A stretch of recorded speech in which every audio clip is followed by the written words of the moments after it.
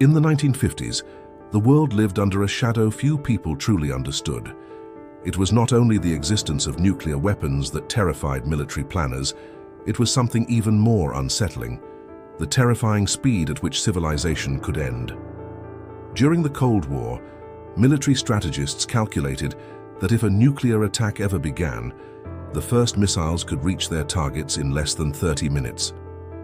But the most dangerous decisions would have to be made much faster than that.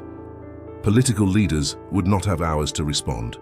They would not even have half an hour. In some scenarios, they would have less than 10 minutes to decide the fate of the world. Inside secure Pentagon war rooms, teams of analysts ran simulations of these impossible situations every day. What would happen if radar detected incoming missiles? What if communications with leadership were interrupted? What if retaliation had to be launched before confirmation could even arrive? These were not theoretical exercises. They were contingency plans for the survival of nations. Decades later, fragments of those classified discussions were finally declassified. Among thousands of documents, historians discovered references to a concept so extreme that even some of the scientists involved questioned whether it should ever exist: a strategic system designed to guarantee retaliation under any circumstance. A mechanism so powerful that its activation could trigger consequences far beyond a battlefield. Strategists, not simply nuclear war, but a cascade of events that could alter the future of life on Earth. Many of the scientists working on Cold War nuclear strategy believed they were preventing war. For nuclear physicists who had witnessed the devastation of Hiroshima and Nagasaki, the lesson seemed brutally clear. The world had entered a new era.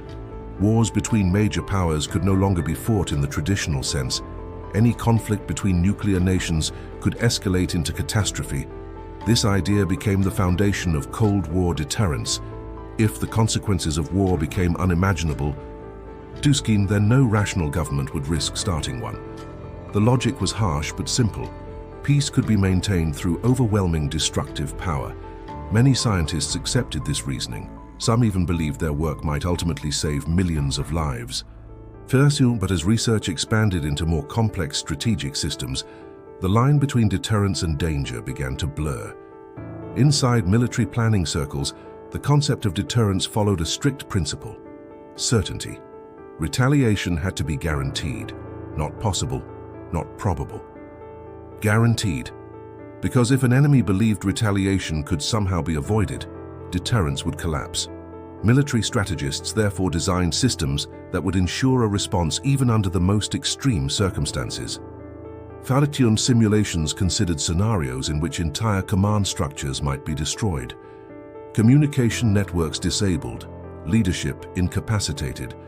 The conclusion reached by some planners was unsettling. To maintain deterrence, retaliation could not depend entirely on human decision. It had to be built into the system itself. Within classified research programs, analysts began exploring an extreme theoretical solution: a retaliatory system that could function automatically. Even if human command structures no longer existed, the concept was brutally logical. So if retaliation became inevitable, no adversary would ever risk triggering it. The system would function like a strategic tripwire. Any nuclear attack would automatically trigger an overwhelming response. In theory, this mechanism would eliminate the possibility of a successful first strike.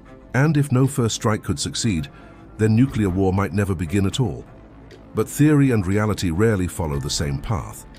As Cold War research expanded, scientists began modeling nuclear war on a global scale, not simply explosions, but planetary consequences. Massive firestorms, atmospheric smoke, radiation spread across continents, agricultural disruption, entire ecosystems collapsing under the weight of radioactive fallout. The deeper scientists pushed their models, the more unsettling the projections became.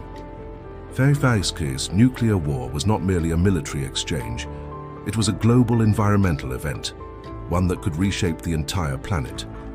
During one late-night modeling session, analysts noticed a disturbing pattern in their calculations.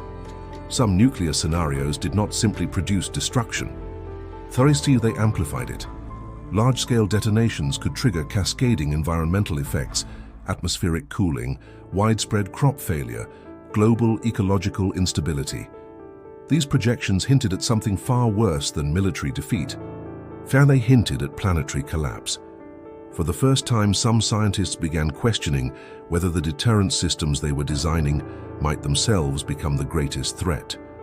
While reviewing strategic planning directives, researchers uncovered another troubling detail.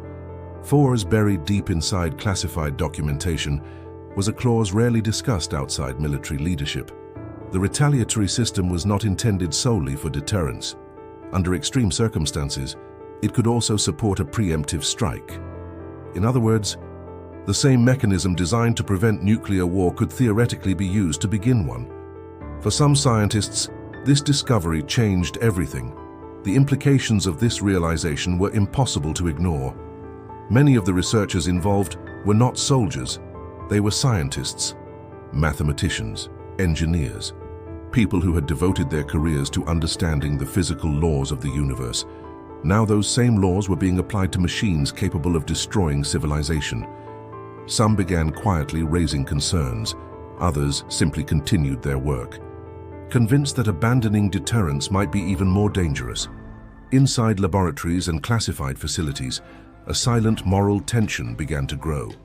Strategic analysts and mathematicians were tasked with testing the reliability of the system. Their job was to examine every possible failure point, every possible miscalculation, every potential false alarm.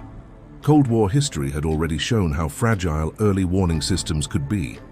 Radar stations sometimes misinterpreted atmospheric reflections. Satellites occasionally confused sunlight with missile launches. The recent computers were still primitive compared to modern systems, and yet these fragile systems were responsible for detecting the beginning of nuclear war. One critical question emerged from the analysis. What would happen if an automated retaliation system responded to the wrong signal? Despite these concerns, development continued. Military simulations intensified. Command exercises grew more complex.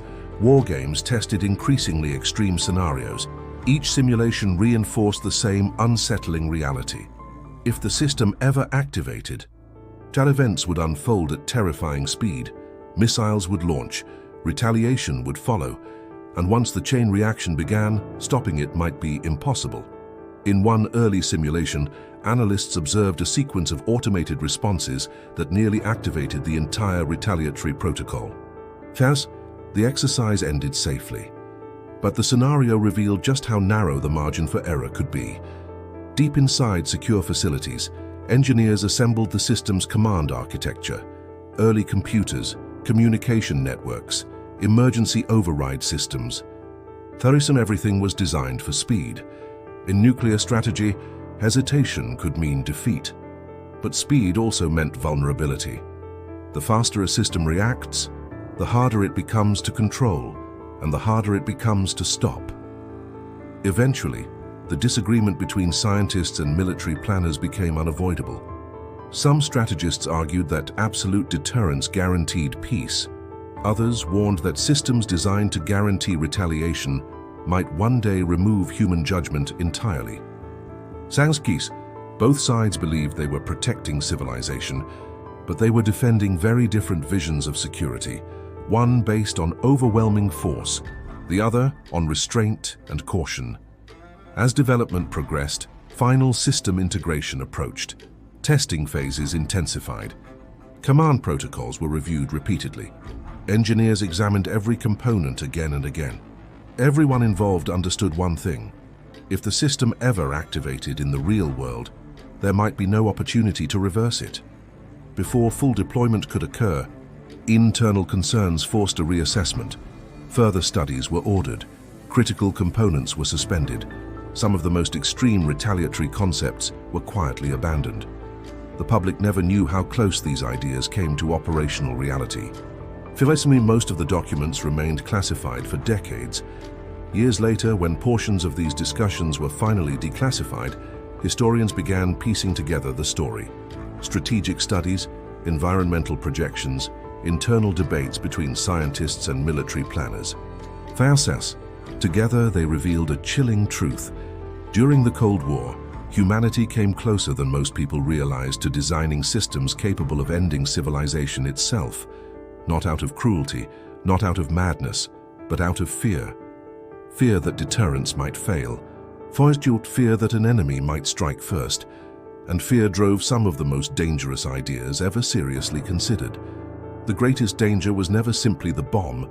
It was the belief that absolute power could guarantee safety. History continues to remind us how fragile that belief can be. And somewhere in the archives of the Cold War, one question still lingers. How close did we truly come?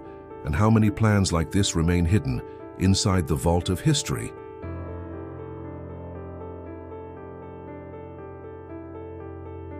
Subscribe to the American Vault.